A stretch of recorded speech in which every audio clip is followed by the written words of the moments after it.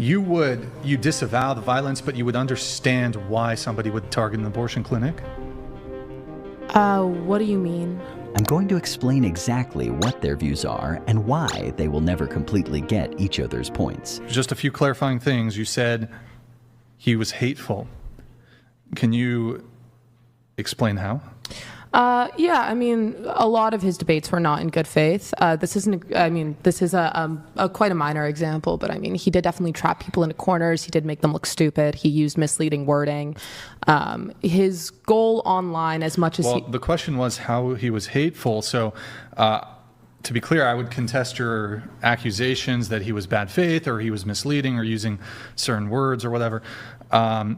Even if that was the case, though, why would that be hateful? Well, I think he also backed a lot of hateful points. Such as?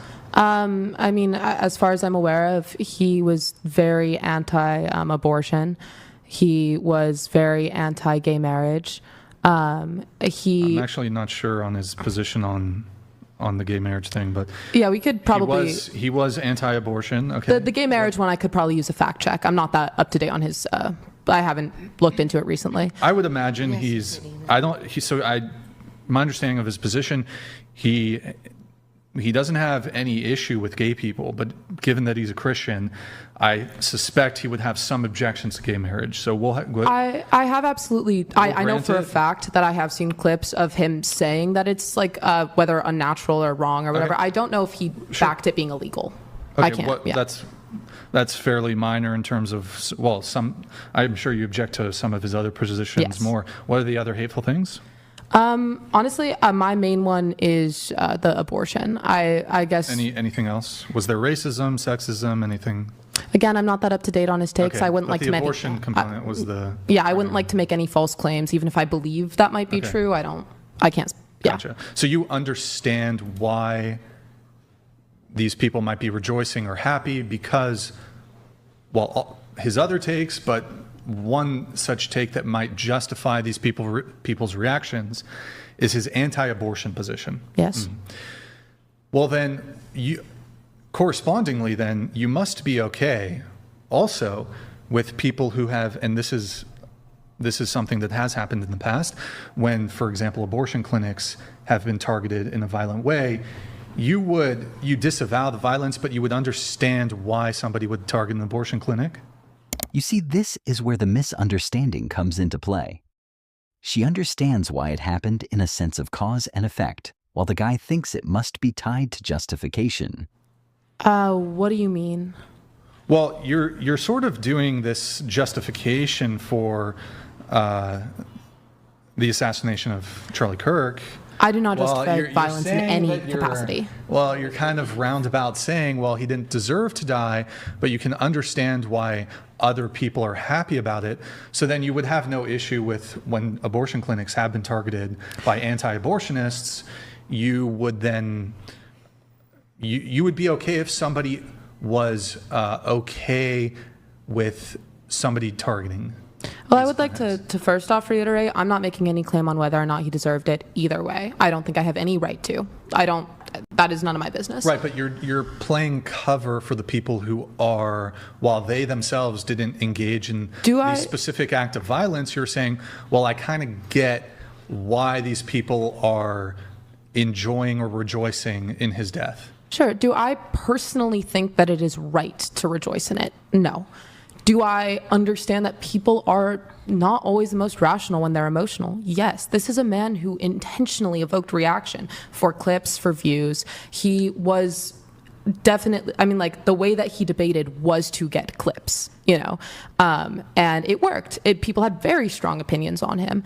And yeah, that wouldn't justify murder, but I do not. I'm anti-violence in all capacities. I guess my confusion is, especially, and I understand your position, and I understand that you don't think he deserved to be assassinated.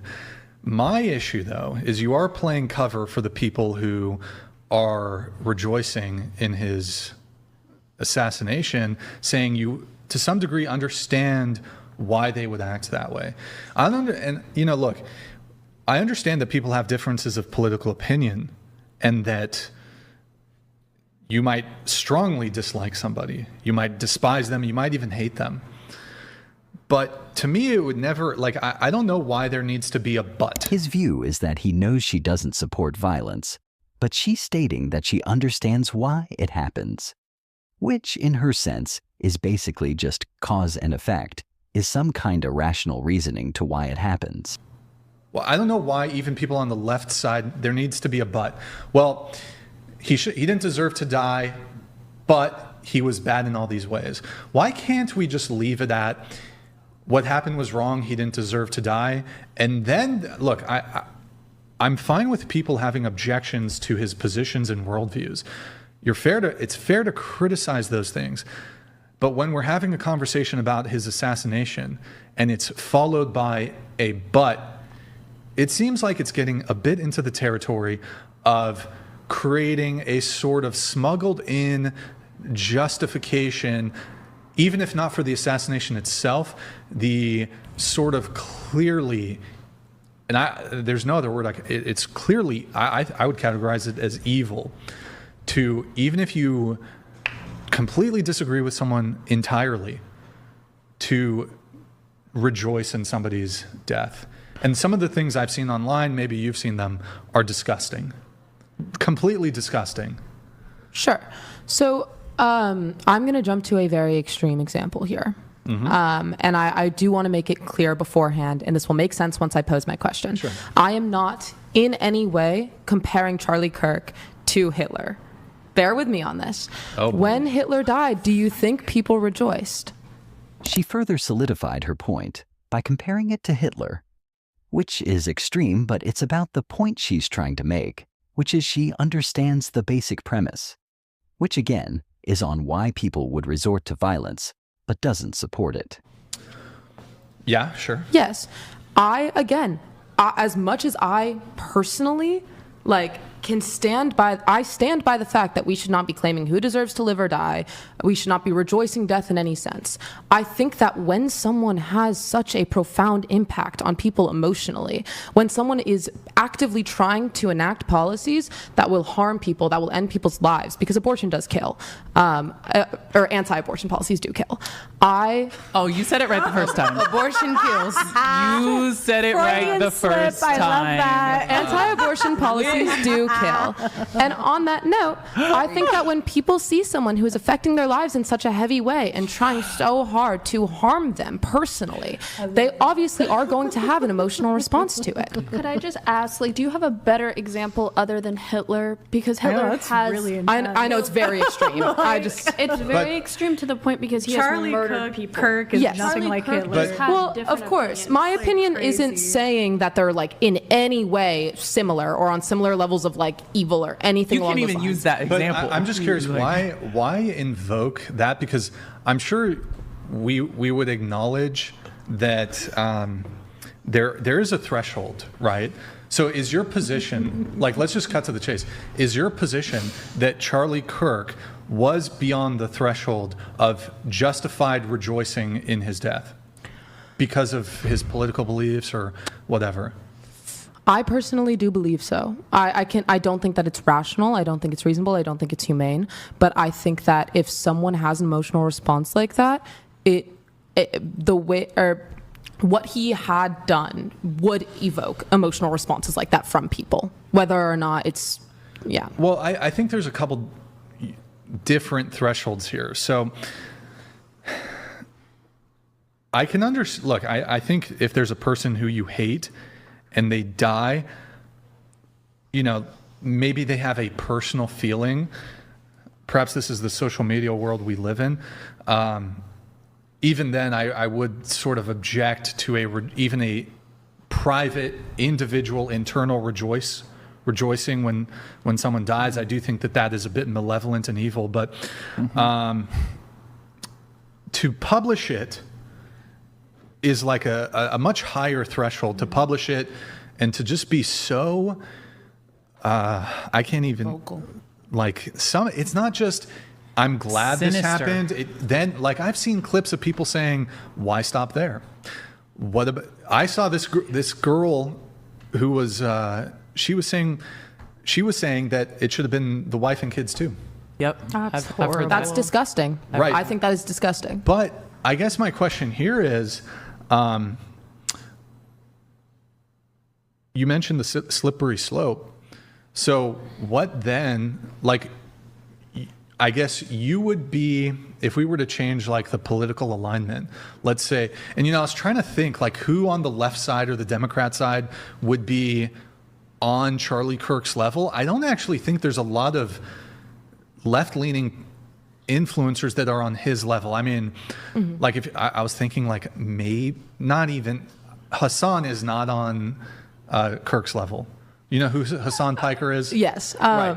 And just to be clear, don't think anybody should. But I was thinking if like somebody on the other side of the political aisle was assassinated, like would you also go to the defense of, say, like Republicans or conservatives who are publicly rejoicing and saying like despicable statements because, like, from their perspective, like logically, wouldn't it follow that, well, because of the disagreements on politics that they're justified in rejoicing? Well, see, here's where it gets complicated, because I don't think that people have a right to rejoice over disagreements, right?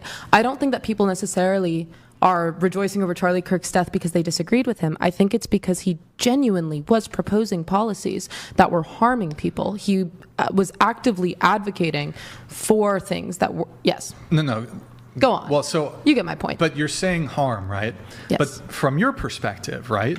Exactly. But from the other perspective, yes, they would say, well, these pro-choicers, if they're okay, the pro-choice position is that this is murder. When you get an abortion, you're murdering an unborn child. So from their perspective, that's harm being done. So from their perspective, you must, I know you don't agree with that, but you would have to, I guess, to logically be consistent if you're, I mean, otherwise, well, I guess you could just say, well, I don't agree with their worldview, therefore they're not justified in their, rejoicing in like a left-wing politician or, whoever, speaker, political activist being assassinated. But if their worldview is genuinely that abortion is murder, like it would be fair then for them to rejoice? Yes. So, okay, then you would be fine with like abortion clinics being... No. From my personal perspective, obviously I don't understand it. I can't put myself in that headspace because that's not what I view it as.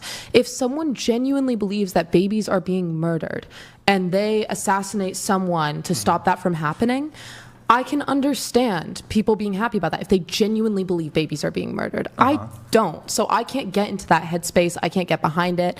But with such a strong emotion like that, yeah. I get it. But so I can tell you this, there are political positions on the left. I lean more conservative, right? I'm not like full-blown conservative, but I lean like mostly pretty strongly conservative.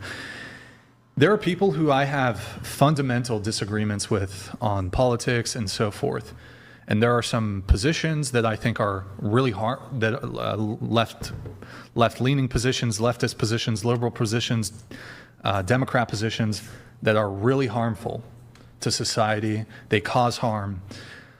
But because somebody advocated for these positions or voted for whatever it is, even if a political opponent of mine was assassinated, I would never rejoice. I would condemn and disavow anybody on my side who did rejoice, even if this person was a political opponent, a very strong one. That's kind of the difference here. So is I don't think, even though there's differences of political opinion, I don't want to see it happening on my side. I don't want to see it happening on the other side. Yeah. I am. I have one thing to say on that, and I want to bring the attention more over here because I've been leaving you waiting. Yeah. I personally, I'm on the same page. I'm not about to go and rejoice over anyone's death, no matter what. Especially because I think when it comes to gun violence, to rejoice in any death from gun violence is to rejoice in gun violence. And I think that is disgusting. I think gun violence is completely avoidable. And one of the, it is, should be condemned in all manners. On that note, I do think that there is a, do you believe that there is like a threshold of evil you can cross to where it's warranted for people to have a reaction, such as the reaction they're having to Charlie Kirk, whether or not you think he was there or not? Do you think that level can be reached? Yeah, I think that there are genuinely people who are monsters, and yes, but I don't believe Charlie Kirk passed that threshold. Okay, I can understand that. Like, for example, you brought up, you invoked Hitler for, I mean, okay. A bit extreme, I understand. Well, yeah, but I mean, like, this, so Hitler participated, like, there were war crimes. Yes. War crimes. He comes. So, but yes. but when you're engaged in and conducting war crimes, then the ultimate punishment for that would be death. So point out. So like, and this is wartime too. This is a belligerent nation. The United States was opposed to the Axis powers. So, and Hitler was the leader of Germany. So. Yeah, typically when you're having an actual physical war with somebody, you're trying to actually like take out the leadership. Yes. So there's actually like legal justification, wartime justification for attempting to kill like commanders, leaders of the opposing military because you're at war. In this case, however, I guess my question to you would be, has Charlie Kirk committed an act that the state would be able to commit capital punishment against him for any of his conduct? No, and so Hitler, as a belligerent against the United States, did commit certain acts during wartime that would warrant capital punishment. Yes. My question here, when bringing that up, is not to pose like, why is Hitler deserving and Charlie Kirk isn't. I'm not posing that question. I understand the difference there. The question I am posing is, are there circumstances in which it's warranted? Regardless of what the circumstances are, I'm just wondering if that's a threshold you can reach, which you've said yes to. So why then can't I say, well, the threshold for murder or assassinating somebody is because they hurt my feelings? A personal belief like that, it's up to you. My feelings got hurt. See, I think that's absurd, but people hold their own individual beliefs. The threshold lies where it lies for each individual. We can't affect that. Or what about somebody, I don't know, somebody called me stupid. Sure, that's insane. But I think that them? Not legally. Anyone can murder anyone. We are really drastically overlooking the point that people are being killed with guns specifically, constantly in this country, obsessively. Yeah. And we only really care when it's a public face like this because it's fun to cause outrage, I guess. People love to argue, right? I think that, frankly, the most upsetting part of the entire Charlie Kirk situation is the fact that people care so much more when it's his life than it is with anyone else's. She's right about people talking more about public figures dying more than regular people, but it's truly because of the meaning behind it. People die for no reason, and some for reasons that is talked about. The people with more meaning behind their death will be talked about more because it goes deeper than them just dying. He was murdered live on television. That's a huge difference in what you're just saying. In front of his kids, too, and his wife. And I That's understand. fucked up. I would like to ask if I can I discuss Palestine?